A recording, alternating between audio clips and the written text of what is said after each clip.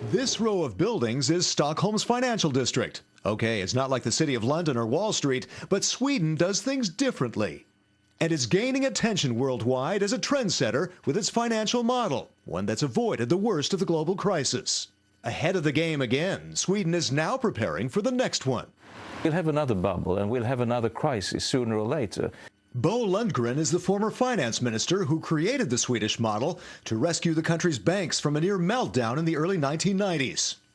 He engineered bailouts, nationalizations, a deposit guarantee, and bad banks. Countries have emulated some of those measures during the latest crisis, including the U.S.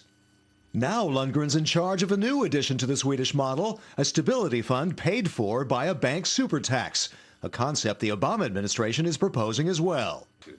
There's always a danger that you'll have a new bubble, and you have to be ready to handle that, mainly by regulating in a way where you can prevent the crisis. But if it appears, if you see the crisis again, it's good to be prepared and to have the stability fund. Thanks to the government's tough love, Sweden's banks are bouncing back. The central bank has cut its loan loss prediction for Swedish lenders by nearly 10%. But those losses could swell again, depending on an uncertain recovery in the Baltics, where Swedbank is the biggest lender. Even the architects of the Swedish model say their plan isn't fail-safe.